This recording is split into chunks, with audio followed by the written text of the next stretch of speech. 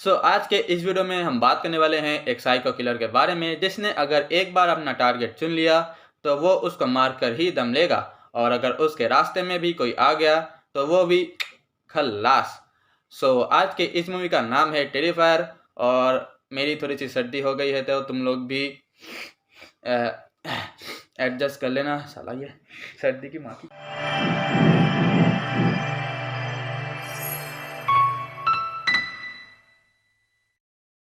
कहानी का शुरुआती दौर में हम एक शो में एक सर्वाइवर को देखते हैं जो कि उस साइको किलर से बच गई है, और यहाँ पर हमें उसका नाम भी पता चलता है जो कि है आर्ट द क्लाउन। वो सर्वाइवर ये कहती है कि मैंने खुद उसे मरते हुए देखा है, वो किलर मर चुका है। पर इसके तुरंत बाद ही हम ये देखते हैं कि वो अभी भी जिंदा है। एंड इसके बाद वो जो उस शो की होस्ट थी वो अपने बॉयफ्रेंड से ये सारी बातें ही कर रही होती है कि अगर मेरे साथ ये सब होता तो मैं अपने आप को ही मार देती, और ये सारी बातें वो लड़की भी सुन रही थी। एंड इसके बाद वो उस होस्ट को भी बहुत ही ब्रूटली तरीके से मार देती है। इसका मतलब अब उसका दिमाग भी खराब हो चुका है। इसके बाद हम यहाँ पर दो लड़कियों को देखते हैं जिनका नाम है टेरा और डॉन।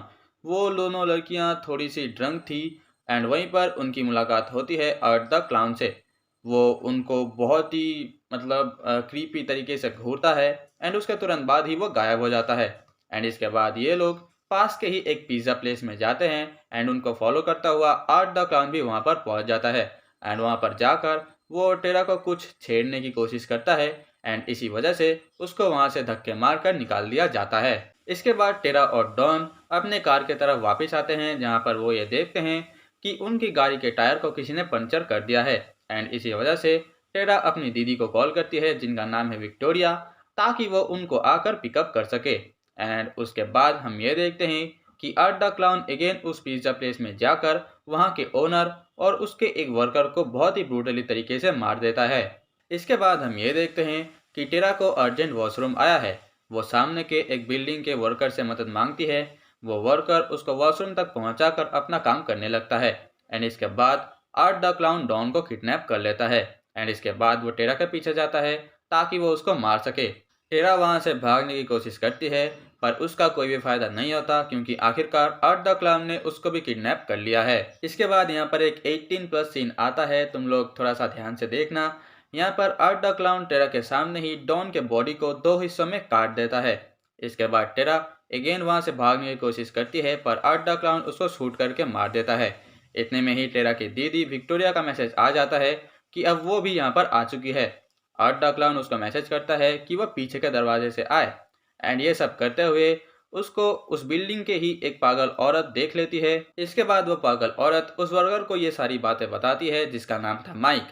माइक सबसे पहले तो ये सारी बातों को विश्वास नहीं करता है, पर फिर भी वो अपने एक दूसरे वर्कर को कॉल लगाता है। इसके बाद आर्ट द क्लाउन उस पागल औरत को भी मार देता है, और ये सारी चीज़ें विटनेस कर लेती है विक्टोरिया। विक्टोरिया ये सारी चीज़ें देखते ही भागकर एक लॉकर में छुप जाती है, और इतने में ही वो दूसरा वर्कर भी वहाँ पर आ जाता है।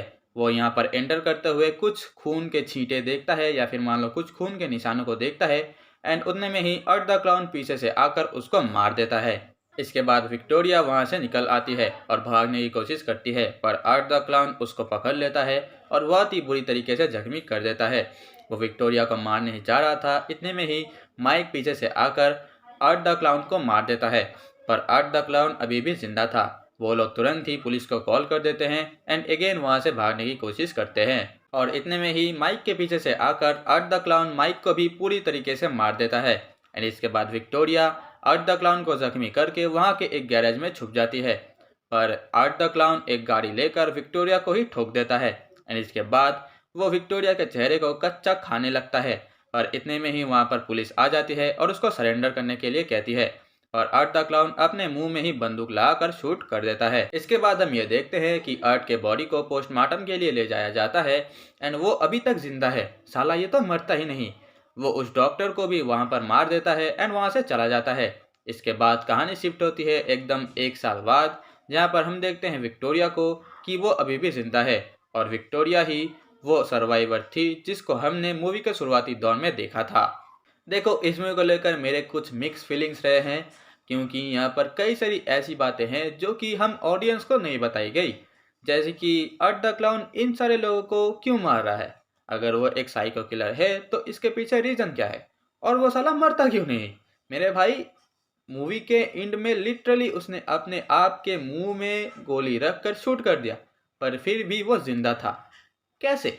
एंड इसके बाद अगर हम बात करें इसकी स्टोरी लाइन की, तो मेरे हिसाब से वो भी सही था, मैं इसको बहुत ही अच्छा नहीं कहूँगा। और वहीं दूसरी तरफ अगर हम बात करें इसके हॉरर सीन्स की, तो वो भी बहुत सही था मेरे हिसाब से।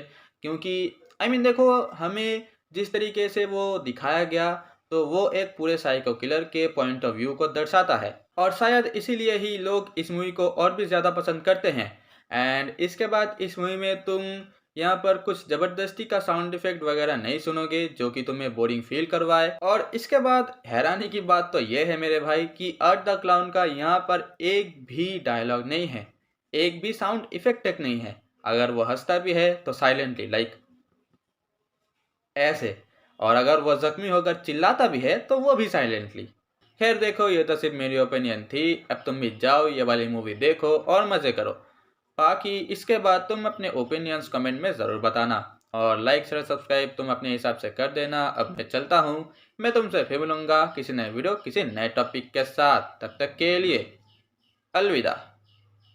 सर्दी हुई जोरों की सर्दी हुई, कुकू कुकू, दवाई खा के कुछ न हुआ, पैसा साला बर्बाद हुआ, कुकू कुकू, सर्दी मेरी मारता रहा, मैं उससे मरवाता रहा, कुकू कुकू।